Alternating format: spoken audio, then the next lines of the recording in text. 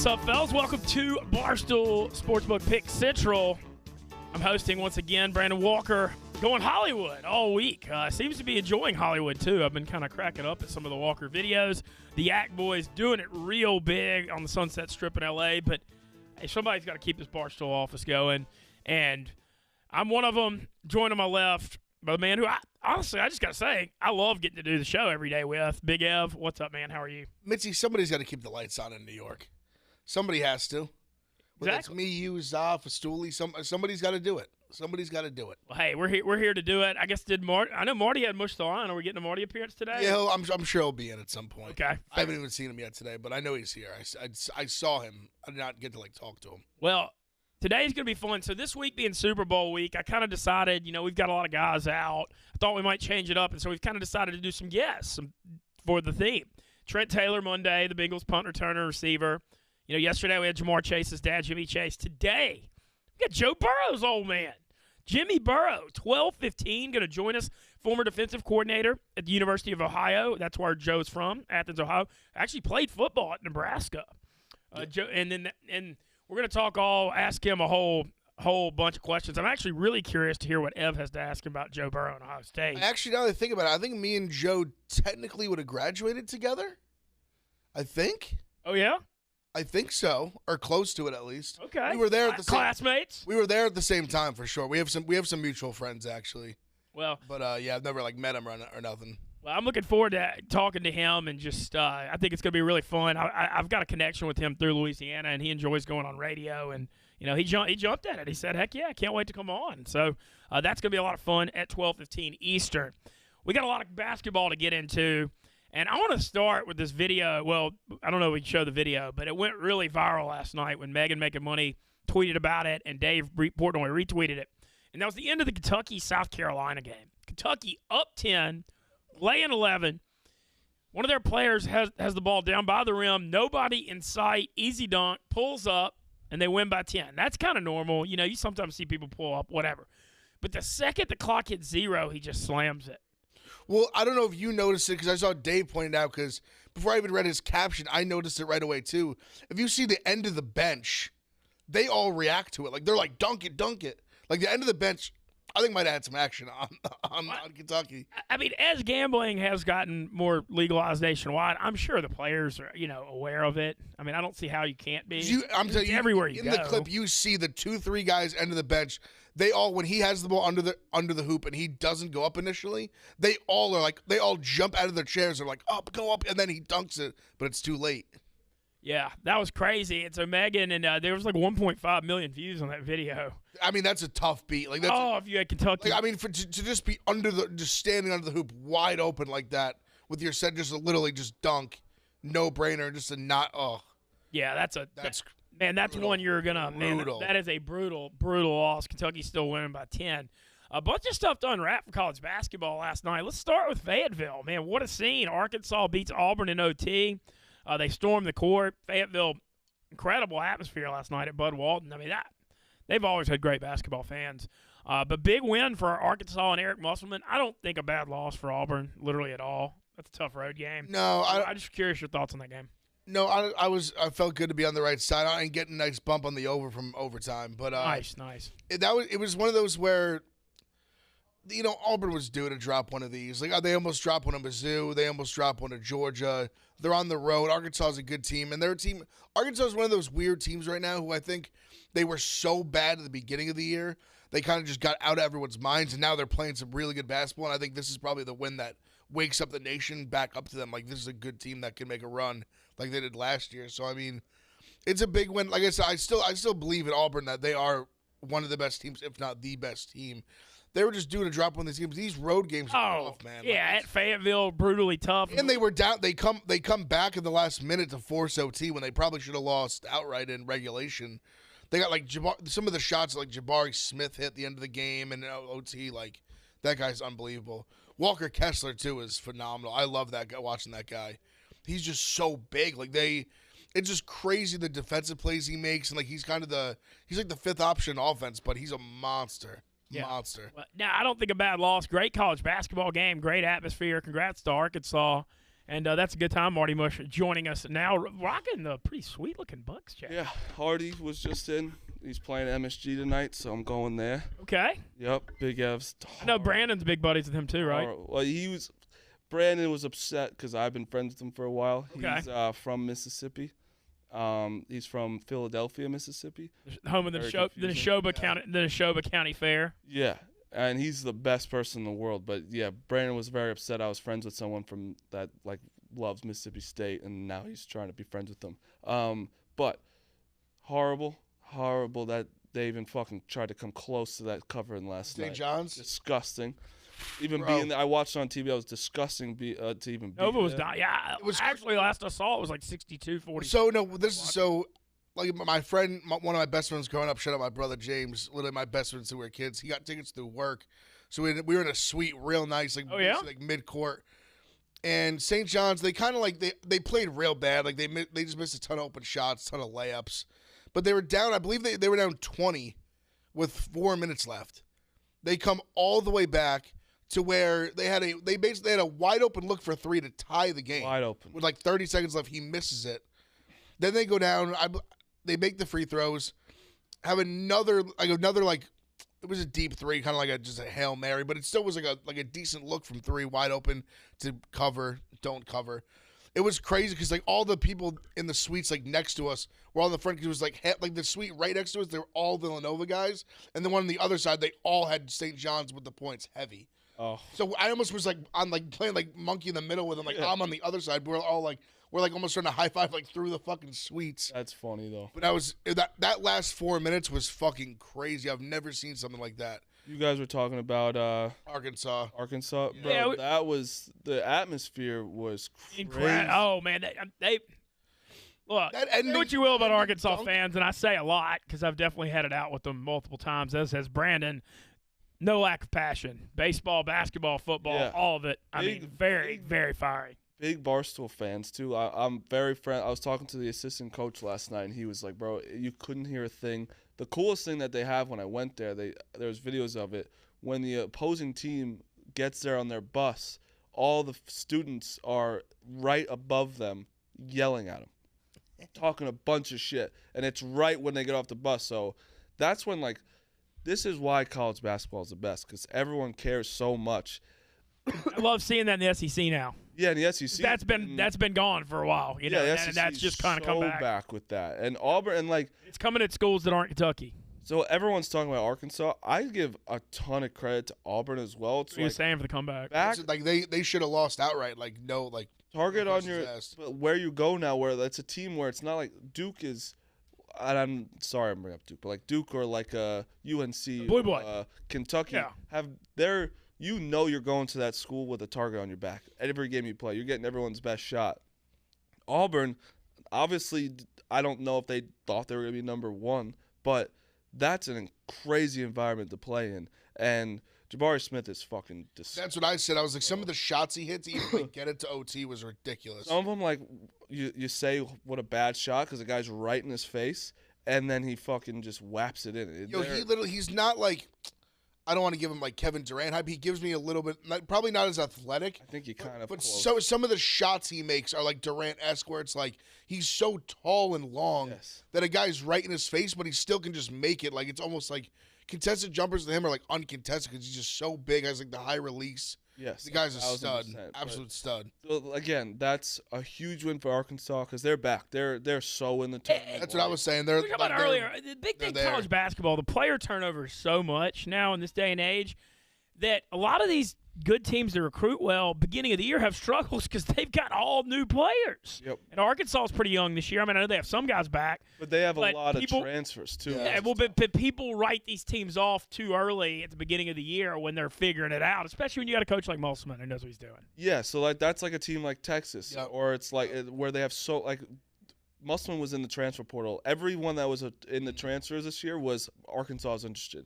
They got likes. They got a bunch of people that came over where it's all right, now we need to figure it out. And they found their rotation. These people don't. What people don't understand, it's hard to find your perfect rotation. They finally found it, and you saw that last night. And Musselman's fucking awesome. He's had his shirt off with everyone. I have one complaint. What's your grievance, Marty? Not complaint, but bro, when you're storming the court, you gotta have the lights on. No, that's what I was going to say. That's scary, bro. These players. That dunk leading into the court, simultaneous court storm, lights off. I was like, that's dangerous. Off is chaos. You don't know. And I'm sure you caught it. Wendell Green, I think he was low-key trying to fight. He was because and then the lights were off, and then I think he kind of had to be like, yo, like. I'm just in a swarm of 1,000 Arkansas fans. I'm gonna get killed in here. First of all, sick dunk. I don't care if it didn't count. Unreal. Whatever. It was So fucking sick. Yeah, awesome. it was. But because he was leaning, he held on to the rim, and Green pretty much got his fucking ball sack on his head. Yeah. And then he was about to go after him, and then the lights turn off. You literally like, see the around like this. see the orange jersey just like charge, and you see it just come hard that way, and then the lights are just off, and it's just absolute mayhem. They stormed the court fast as fuck too. Yes. It felt like within literally 5 seconds, the entire court was flooded with fans. Arkansas is like old school. Like when I was a kid, they won the title with Nolan Richardson, the 94 Minutes of Hell, and they've always been like super passionate basketball program fans. And then they kind of really didn't do a lot for 20 years, and now Musselman's kind of. Well, not even kind of. I mean, he's brought this damn thing back. And big time. Their fans are super, super pumped about it. But huge win. I want to mention we were all wrong on Wisconsin-Michigan State last night. Wisconsin they've been struggling in a funk, and they bounced back there.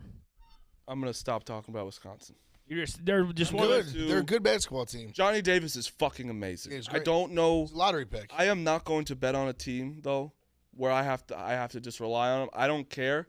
They're good, though. Wall is good.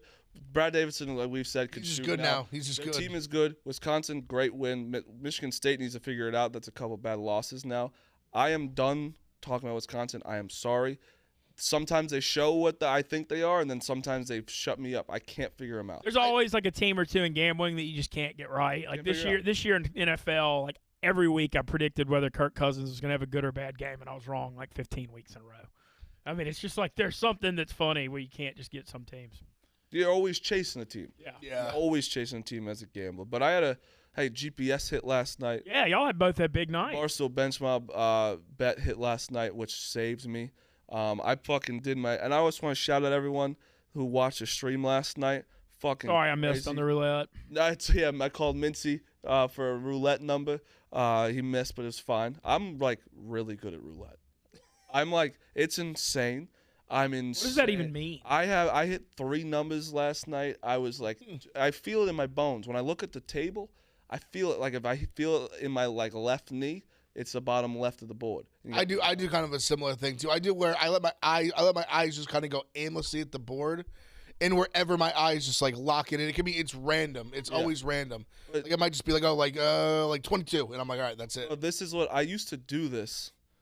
When I was in college, like I would just be with my friends and I'd put it on the screen and just play roulette, play blackjack, play all these games. It's so fun, and let me tell you, Twitch commenters, these are my guys. This is where I used to be. Oh yeah, they're so nice. And we did numbers. I looked at numbers. It was like the average viewer time was 104 minutes. Like no one. It's like left. people getting just the same. I was thinking about doing like some Twitch World Series of Poker online. Poker Twitch is great. Like these people are awesome. It's just the same people. They hang out and you interact because one guy hit a number last night too, and then you fucking go nuts. Also, Dana rally cigs. He smoked like 8 cigs, and the funny thing is that we do the stream. Talking about it in the chat here too. We do the stream in his room, so it just reeks like cigarettes after. Y'all have the windows open or anything? We have the windows open, but it's still like when you smoke 4 cigs at once, it's just all going.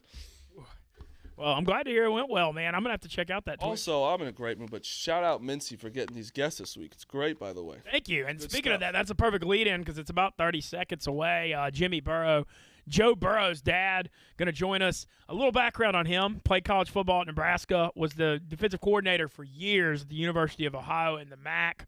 I believe under Frank Solich, who's been there for a long, long time after he left Nebraska. And Joe is from Athens, Ohio. Grew up playing there, and now he's 20.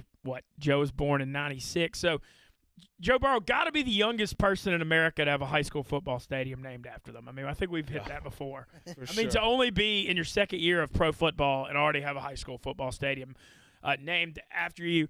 But I'm real curious to just get into a lot of questions with him and about Joe's journey. And I'm curious to hear what Ev's going to ask him about Ohio State too. To be honest, we were there at the same time. How did you? Where did you just like DM him or like? Yeah, so he's through my LSU Baton Rouge ties. Him and Jimmy Chase have both gone on. I love when Mincy says the ties. It's the best because it is. You have ties and it's just fun. You want to go to Disney? I got ties from the Louisiana people. Just South stuff, man. But but I just I work for ESPN Baton Rouge and just am still real dialed in there despite my Ole Miss allegiance, and so I'm kind of lucky to have the relationships I do. And awesome. So, but yeah, I'm glad to hear you're joining the guests this week too. Trent Taylor and Jimmy Chase and Zaz. He on here yet?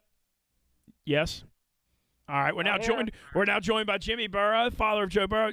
Mr. Jimmy, just want to thank you for joining us here on Barstool Sports Radio. How are you doing today, sir? I'm good. Thanks for having me. A lot of your guests, they're always on time, too. They're very punctual. 12:15 right away. It's great. I follow my orders. So, I can't even imagine what this week is like. I know you're heading out to L.A. soon.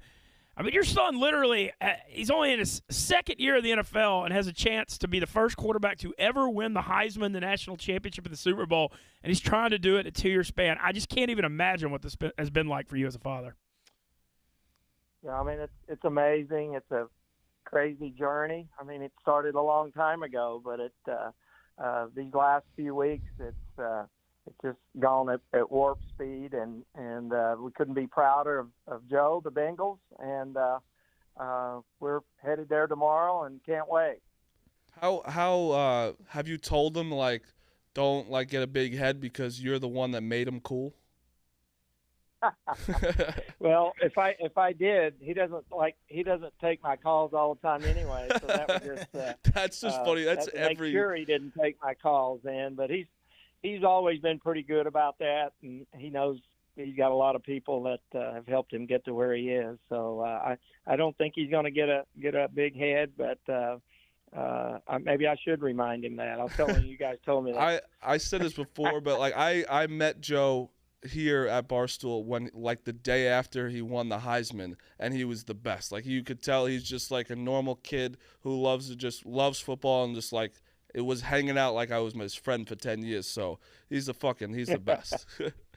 I think he actually turned down a whole bunch of people that morning, and you guys might have been the only one that he got on. So he just woke up and came over. Yeah, I bet he may have not just woken up. Yeah, he might have still been spit out. So. Yeah. Look, can't blame him. New Orleans after the national championship in 2019. I kind of want to go back a little bit and ask about Joe's journey. Obviously, you were, I believe, the defensive coordinator at the University of Ohio for years and years, and Joe grew up in Athens, and I guess you were there under Frank Solich, I believe. Yeah, 14 years at Ohio University under Coach Solich, and I knew him and worked for him at Nebraska a couple of years. And then you played at Nebraska undergrad too, correct? I did, and then my older boys, Jamie and Dan, they both played there also. So, Joe, we've got an Ohio State guy here in Ev, and Joe was Mr. Football in Ohio. I know was beloved at Ohio State. Hard to believe looking back on his journey, and he mentioned it this week, that he sat out of football for 3 full years before going to LSU. I just still find that kind of hard to believe. Yeah, it was disappointing. We were all frustrated. I felt bad for Joe. He was our son, and he was going through some tough times as far as not getting to play and kind of stuck in the depth chart there, and he's so competitive. I know it was just eating at him, and he put a lot of thought into whether to transfer or not, and we had discussions as a family, and it was tough. He loved his teammates, and he loved going to school at Ohio State, but in his mind, it basically came down to a business decision, and he made the right one. Mr. Burrow, Big Ev, Ohio State grad here. I was actually at Ohio State at the same time as Joe. Have some mutual friends. I wanted to ask you, as an Ohio State fan, I'm constantly getting shit about not having that we've never had a good NFL quarterback. I'm asking you, am I allowed to claim Joe as an Ohio State quarterback? Well, I've seen him say that he was still a Buckeye, but in my opinion, he's an LSU Tiger. Oh, he graduated though. He graduated though. He's got an Ohio State degree. Okay, I'll give you that. He is an alumni of Ohio State, that's for sure.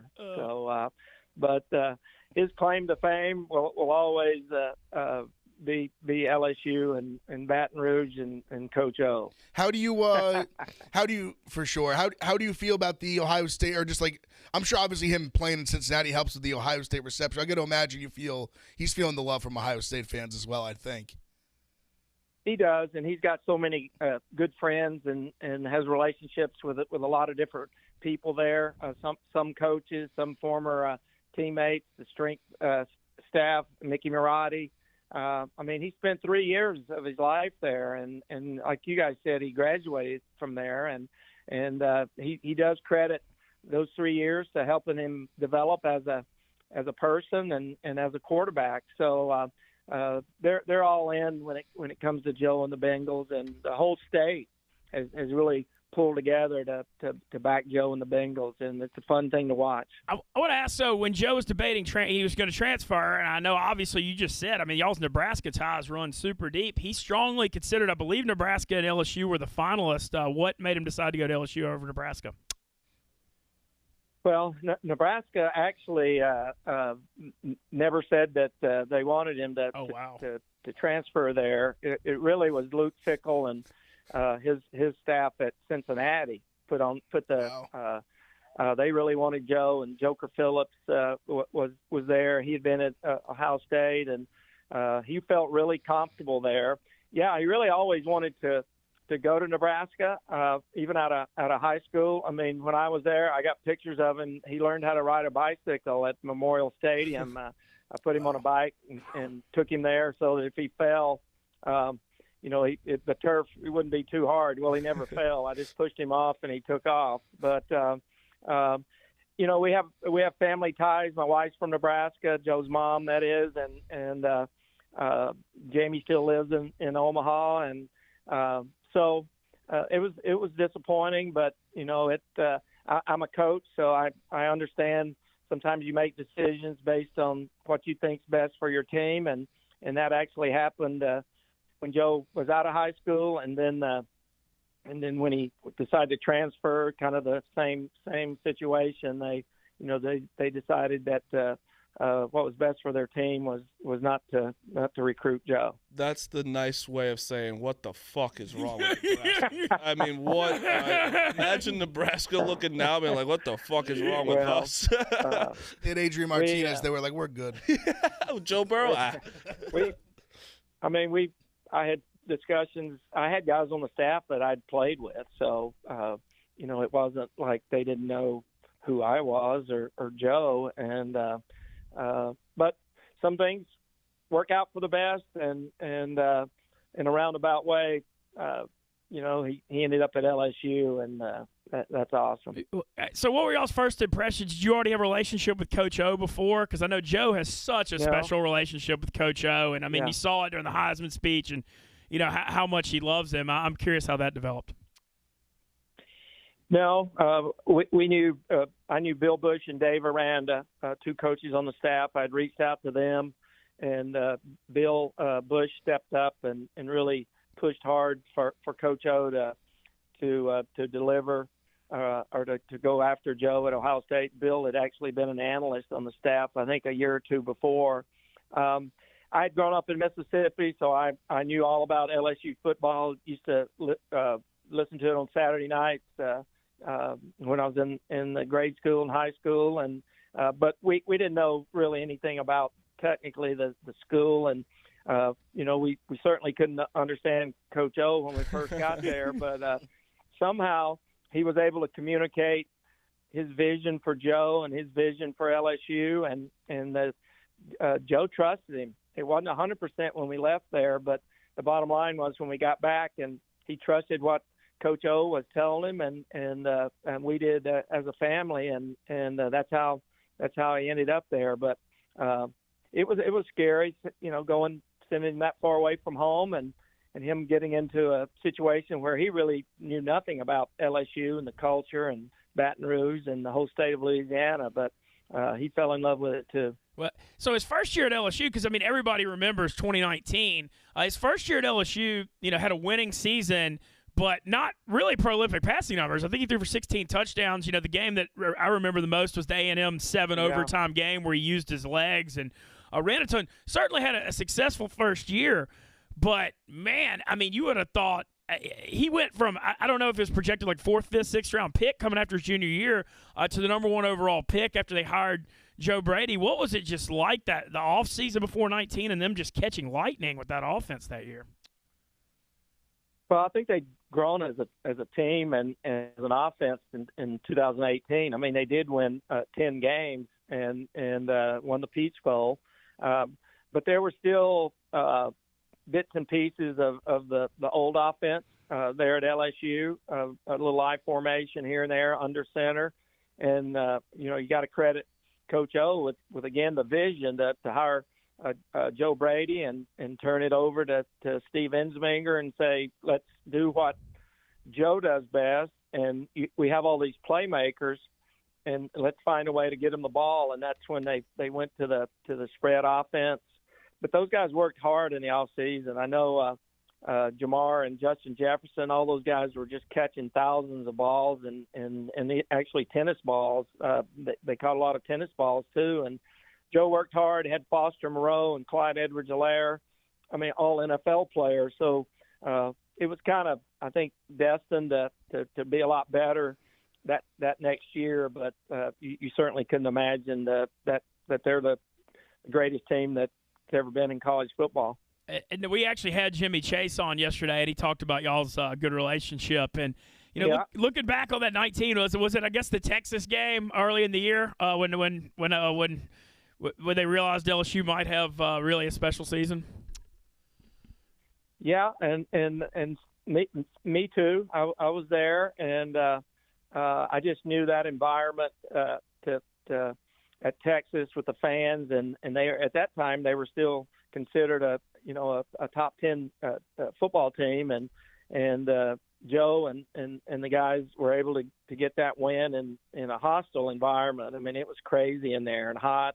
And so, yeah, I think that particular game convinced Joe probably and a lot of his teammates that they could win most every game. Well, I want to ask about, so Joe made a comment. I saw that he said the win at KC in the AFC Championship was the second biggest road win of his career behind the 19 LSU win over Alabama.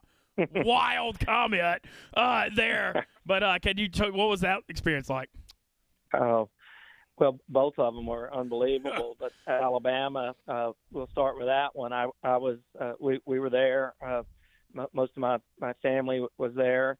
Of course, if you remember, the President of the United States was there, and those fans were just going crazy. And I knew when Joe made the comment about SEC stadiums are loud too, and I knew specifically he probably was thinking that night, because as they made the comeback, you could basically couldn't hear yourself think.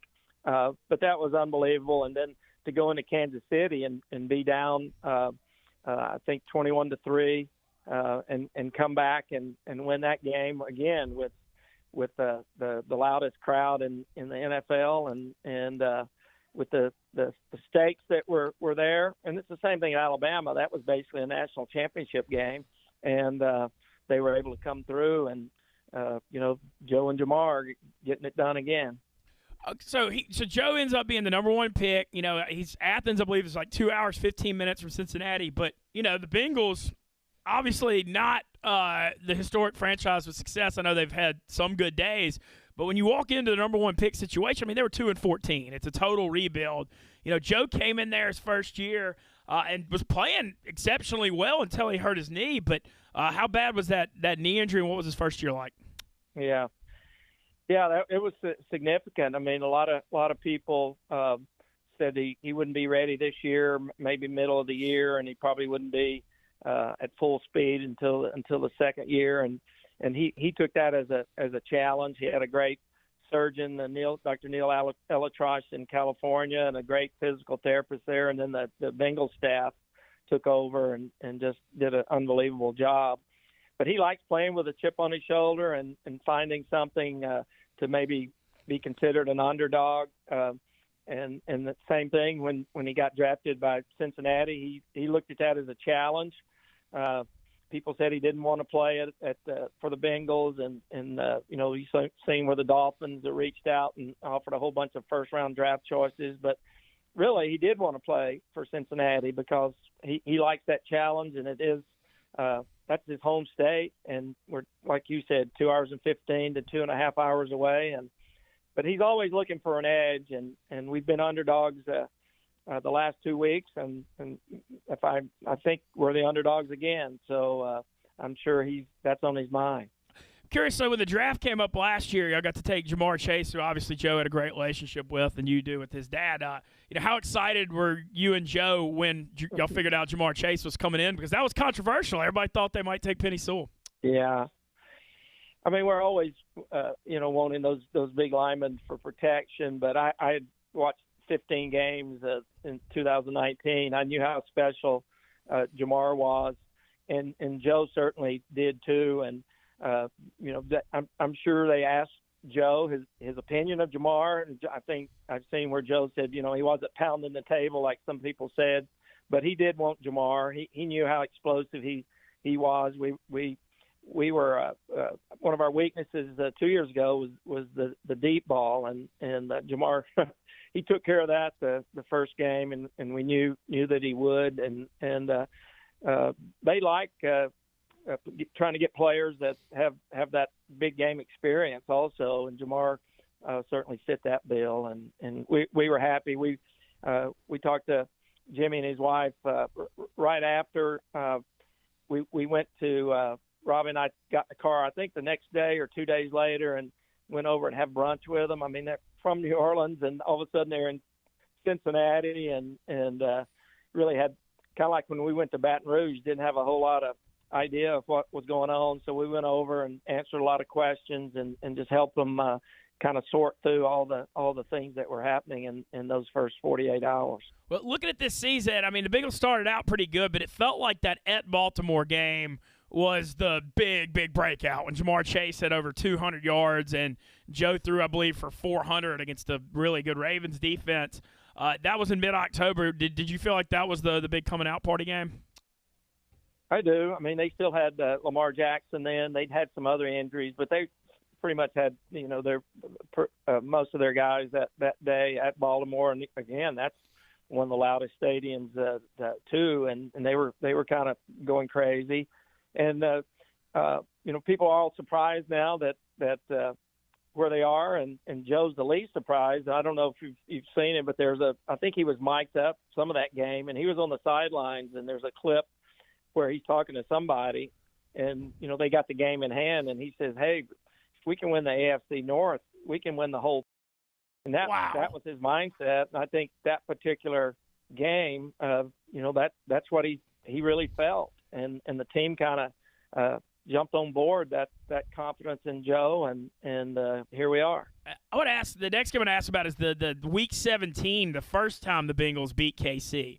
Because it was eerily similar in that the Bengals were trailing 28-17 or 28-14 at half, and it was kind of similar in that Casey's offense went off both first halves, and then the Bengals made adjustments. But that was when Jamar had 266 and Joe threw for over 400. That was the day the Bengals clinched the AFC North. How important was that win to give them the confidence going into the playoffs? Yeah, I think it gave them confidence that they could beat anybody, and then I think it really carried over into into the Kansas City second game. And I'm a former coach, so I'm always thinking in my mind, hey, we need to get off to a good start, and then all of a sudden we're down 11 or 14 almost every game. So not usually good, but there's a lot of resiliency in the Joe and the Bengals, but yeah, that Chiefs game I think did definitely give them confidence for the playoff run.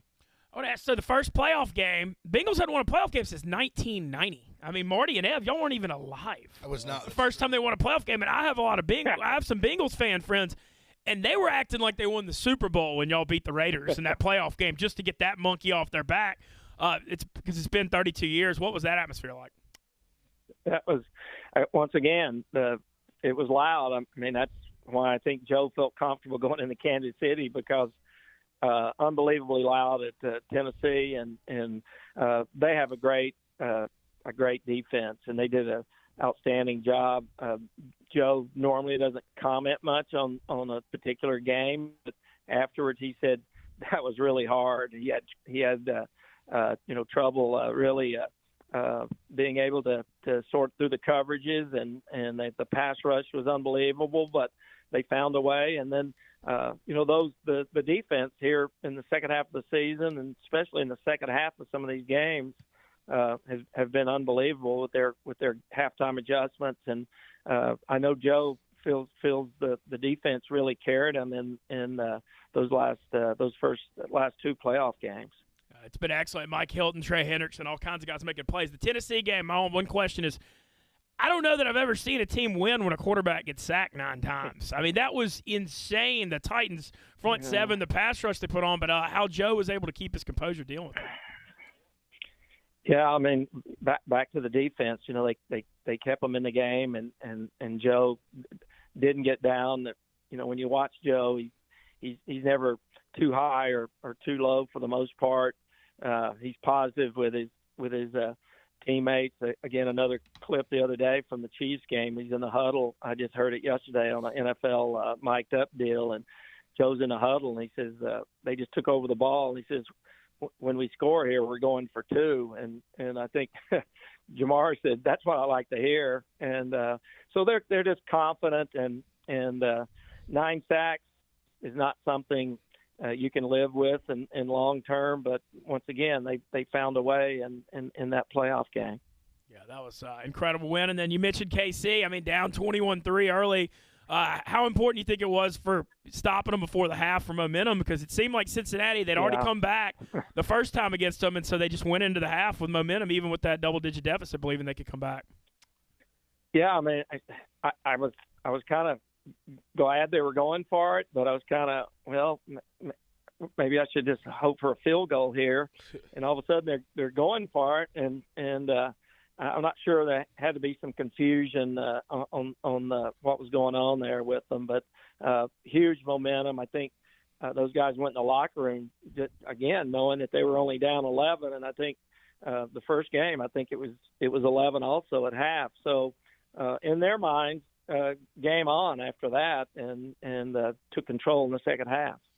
Well, they certainly did. Now they're headed to the Super Bowl for the first time since, I believe, '88 when they lost to the Niners. So what's Super Bowl week like for you? When do you head out to L.A.?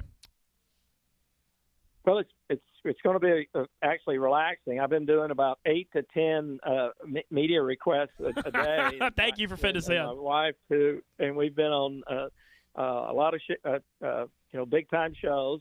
And this ranks right at the top, by the way. So we're in good shape here. And but we're cutting it off after tomorrow. My wife and I have a big one in the house here tonight with somebody, and then we're not going to do any down there. We've been accessible, and people say, why do you do so many? Well, it's fun to talk about Joe, and it's fun to talk about the Bengals, and everybody has a lot of interest. But we have tons of family there. Some of Joe's marketing and other agents are down there. We're going to try to hook up with them. The Bengals have done an unbelievable job of organizing it for the players' families. So we got a couple of functions with the Bengal families, which that's going to be nice, because really I for the most part only know Sam Hubbard's family and Jamar's family. So that's going to be really fun to get down there and meet some of the other players' families. I'm just curious, as a father, do you get how nervous do you get before these big games? Well, over the years, I thought, well, I've done this so many times as a coach, player, dad, that it would go the other way. I wouldn't be quite as nervous. And then, darn, if the last few weeks I haven't been more nervous than I've ever been. But you just know what's at stake, and we'll be nervous, anxious. We go in for Joe's warm-ups. When we see him warm up and come out on the field, I don't know, it takes a little of the anxiety away from us. We feel a little better, but over time, the last few series, it's nerve-wracking. It's probably not good for old retired guy's heart. But it's fun to be there. That sounds like a first world problem if I've ever heard one. Well, Mr. Burrow, I just want to thank you for joining us here on Barstool Radio on Pick Central. I think everybody in the office here is pretty much pulling for the Bengals, and everybody's enjoyed Sport and Joe going back to LSU here at Barstool, and we just really appreciate your time. Thanks for joining us today. Well, thanks for having me, and I'll give you a who day here before we get off. Who Go day? Bengals. Yeah, it's funny the Louisiana and Ohio cross too because of Joe and Jamar. Now you've got all the Louisiana fans pulling for Ohio, and so it's just. I've been on a lot of radio and Zooms with Baton Rouge and New Orleans people, and it's fun. They love Joe and Jamar, and we appreciate their support. Awesome. Well, thank you again to Mr. Jimmy Burrow. All right. Thanks for joining us, Joe Burrow's dad, getting ready for the Super Bowl. Ev, that was fun. Really, It's great. Love it. Yeah, he didn't sound like there's any hard feelings toward Ohio State. He's Ohio State grad, like I said. Yep. No, he was awesome. Great Ohio State quarterbacks. This is what we produce at Ohio State. Just phenomenal. I mean, Haskins was good quarterbacks. during that time, though. I mean, I remember that last year he threw for 400+ yards. Well, no, that's kind of the whole the thing that I always feel like I have to go to bat for is that first year. But it was unfortunate for him too because a lot of people don't know this. Like Joe Burrow, he kind of was like gonna be the guy, but he hurt his hand. I believe it was his throwing hand where he was out. And then that freak incident before the Michigan game, if you remember, I guess it would have been 2017, where before the game, like literally warm-ups, like game started like 10 minutes, a cameraman runs into JT Barrett's knee. I don't know if it's ringing any bells. Yeah. And all of a sudden, I remember that at Michigan. he tried to kind of play through, but his knee was really fucked up. So we put in Dwayne Haskins, who hadn't played literally at all, and Joe was like hurt, so we kind of had to play Dwayne Haskins, and he played really well in that game, like at Michigan, like we win the game, and then that kind of just put him in the driver's seat to be the starter, and Joe was still kind of hurt in the offseason, so Dwayne just kind of became they just kind of picked Dwayne. I mean, it's also crazy, just like it was first round pick too. JT Barrett, Haskins, Joe Burrow, Literally, that was the quarterback room. Yeah, it's crazy. No, Where'd Barrett go? He actually.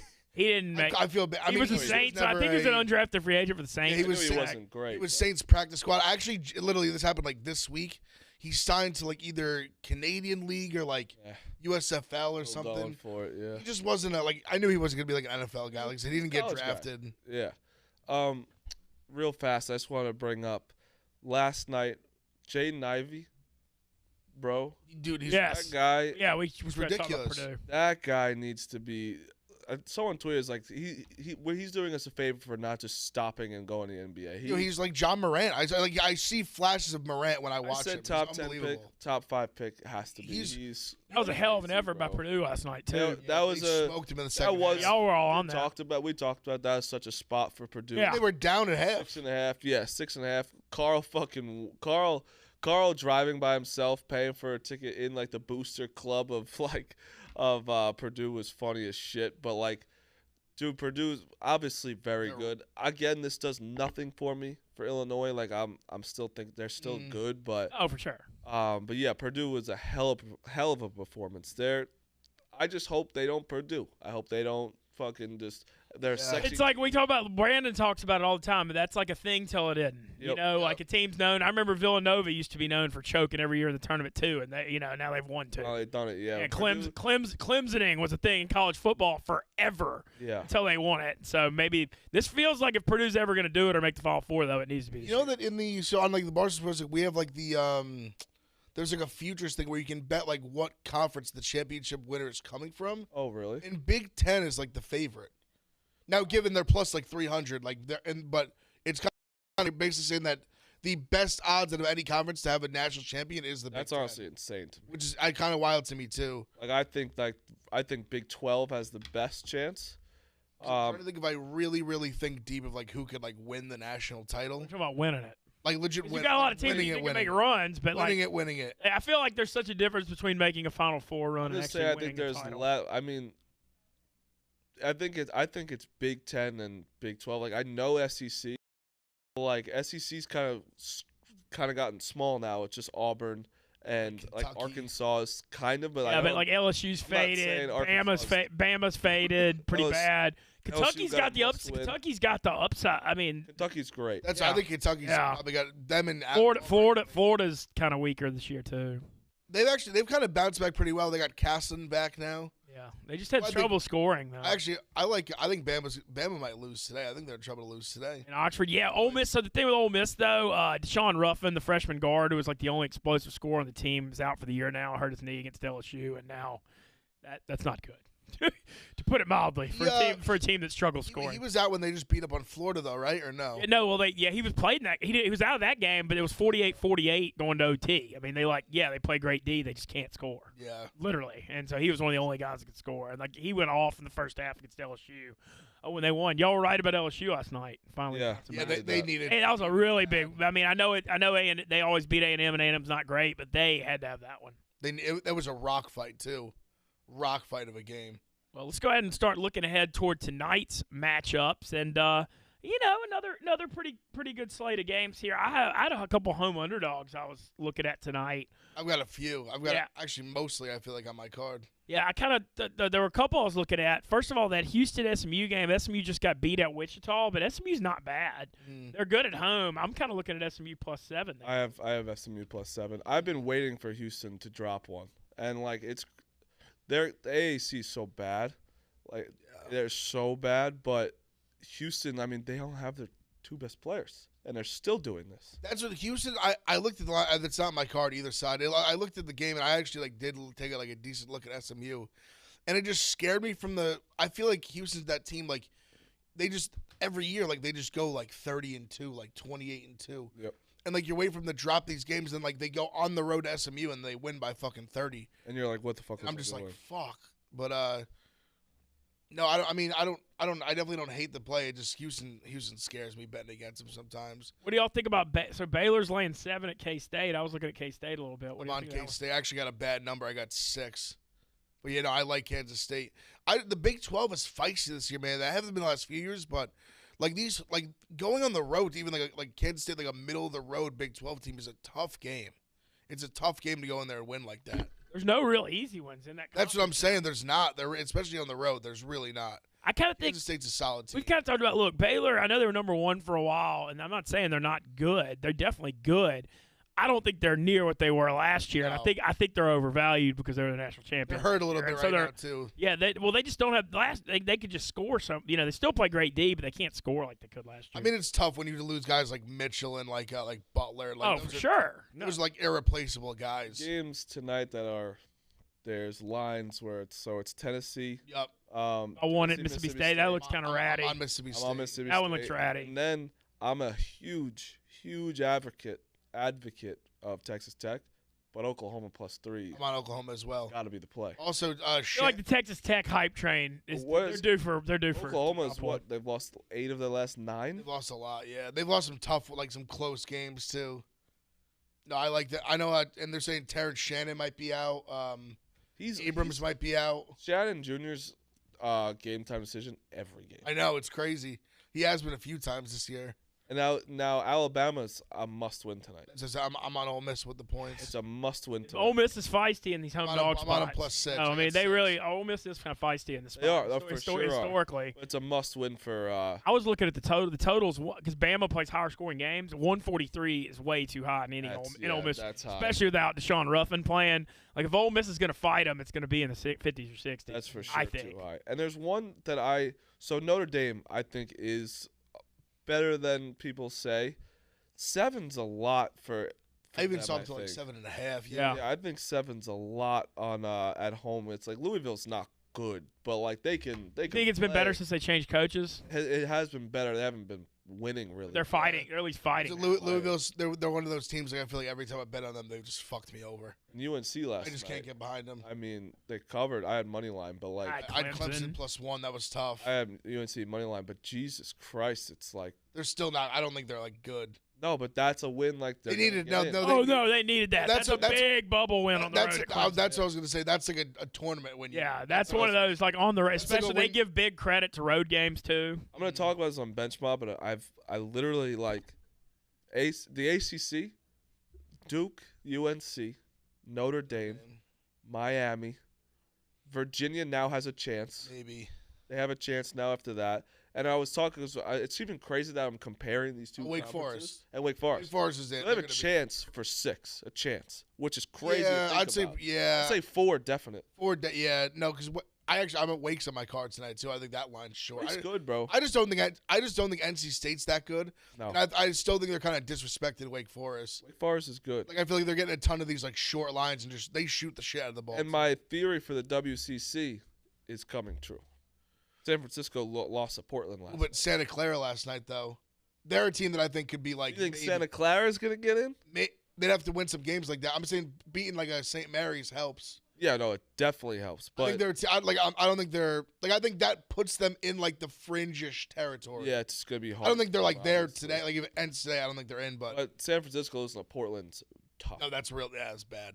Let's BYU keeps losing too. let's go ahead and get into our picks here because we got like 4 or 5 minutes left. Boys, both of y'all, hell of nights last night. Ev, you caught. Like, you were kind of having, for you, a bad month a couple of weeks into the last month, and then you've been on one since about mid-January lately. Yeah, 55 and 34. I mean, damn, dude, that's that's over. You're hitting, I guess that's like 62 or 63%. Yeah, I mean, I definitely didn't count this morning, but I believe I'm 25 and 9 in the last 3 days. I didn't count that, but I think that's just, No, you didn't count that. just going off the top of my head. That's pretty damn, yeah, it feels like you're on one. And so you said it, Good. home underdogs. A lot of dogs. Look at these. lot of dogs on the card today. Oh, it looks like there's one missing though. Home underdog. Huh. Well, I was in Jersey. I couldn't bet the game. You know.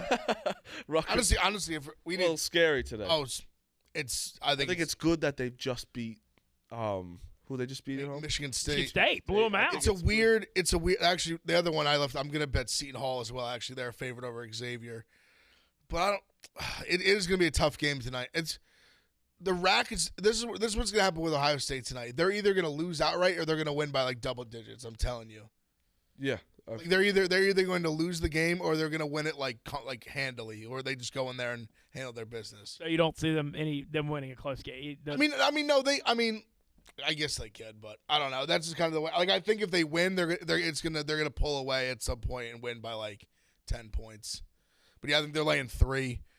I'll probably put a loyalty unit, as I call it, on the Buckeyes later. Loyalty unit. Loyalty Never unit. heard of that. I'm wearing my Ohio State Hoops basketball club Barstool hoodie today. Okay. That's why he did a nice job with the merch. But yeah, I love my card today though. I've been seeing the board real well in college basketball. I think I've been putting in a lot of time like researching, just like looking up a bunch of different stuff. Yesterday was we were both like we love the board. It's either I scary loved it. or what we. It did felt well. so good to like love a board and put out 18 plays and go 13 and 5. That felt fun. Yeah. Oh, yeah. Oh man, when you go high volume like that and crush, I mean, Marty, what you got today? I got Florida minus 14. It's a fucking big spread, and Castleton's back, and they're a much better team with that. SMU plus 7 because I'm now chasing Houston's loss. Seton Hall minus 3.5. Louisville plus 7. Baylor minus 6.5. Oklahoma plus 3. That's Oklahoma plus 3. Mississippi State is hold your balls. Fucking. Yep. Yeah. You're gonna be in for a long Cringe and hit submit. Yeah. I almost- The I almost old feel like, like- if it doesn't hurt to hit submit, you're not trying hard See, enough. I'm gonna do the opposite because I said I'm putting a loyalty unit on Ohio State. I almost feel like with those games, you almost got to just take like all of them. Like you can't You have be to. square. Yeah. And then I got It's like a style, yeah. You just gonna take all 3. Like, no way, you can't lose all. Like, that'd be crazy to lose all of them. and the GPS tonight going for 3 nights in a row. Are you been taking it? I did it last night. I forgot to. Last night was easy. LeBron I did the night got it before. done. Tonight is plus 235. It's Donovan Mitchell and Steph Curry 25 plus. Okay. Wow, Which is plus like- 235. Yeah, I thought it was gonna be way they don't- lower. So they don't like Mitchell to score basically tonight. No, they don't. But Yeah. hey, My plays for tonight, I went SMU plus 7, K-State plus 7 as home dogs. I've got Memphis by 10 at home over Tulane. I think they maybe figured it out a little more. So I trust them at home at least. Under and Bama Ole Miss. And I'm taking the bait on Georgia in the 14 just because Florida's had so much trouble scoring. But they do have Castleton back now, so that does concern me. But Florida's been just scoring such low numbers that it's hard to lay 14 when they're getting, having trouble getting in the 60s. So that's kind of the logic there, even though Georgia has fought a little bit at home and stunk on the road. So we'll see. I might add Mississippi State, too. I just have a thing where, for a while, I don't trust Tennessee basketball. They're like No, top I don't 25. either. They're top 20, top 25 every year now under Rick Barnes, and I never think they're good at all. Like, I watch them, and I'm just like, they're not very good. And But see, I feel like I don't trust them in like any sport. I don't trust them in football either. No, Even when it's they the same get good thing. for a second. Every year, their fans just get them excited, and then they're not that good. I saw a funny That's what happens stat. when you mute everybody on Twitter and Facts. you think You you're only follow Tennessee. God's beat gift to earth writers. when you're 2-0. They sold 580,000 worth of alcohol in that Ole Miss game, and Lane came back and they threw all those booze everywhere. It's amazing. I was at the game. Dude, that was Unreal. over 500,000 in alcohol. I saw a quote for like someone overheard or whatever, like from Bruce Pearl saying like being number one's been exhausting for our team because everyone's getting their best shot. I'm like, that's how impressive, like where people hate Duke, hate Kentucky. How do you hate stay these there? Teams, it's like every time you play, they want to beat the shit out of you. It's not like you go and you roll up to fucking Mizzou. I gotta stop shitting on Mizzou. They've been fighting a little bit. They have been. I gotta stop shitting on them. But Yeah. You shut like one of these teams that's like that touches like maybe it's like a Seton Hall, where Seton Hall's always like good, but they're not like no one's ever like, oh, we can't wait to play Seton Hall. And beat the shit out of Yeah. you. It's just tough when everyone just gets up for you. Like they're just always getting up for you. No matter what, like it's every game it is. It's not like The old statement is it's harder to stay at the top than get there. Yep. Because you're like hungry on the way up, but then when you get there and you're on that pedestal and everybody's gunning for you, you know, that's a really true statement. But I want to thank Joe. I really enjoyed having Joe Burrow's dad on. Zoff, Stooley, appreciate you guys. Ev, Marty. We'll be back tomorrow. We're going to take some phone calls. We're going to talk Super Bowl. We hadn't got y'all on the phone lines yet. Live show with the Yak again tonight, I believe 7 to 9 Eastern. I've been following it. It's been wild as expected. And we'll see you guys tomorrow on Pick Central.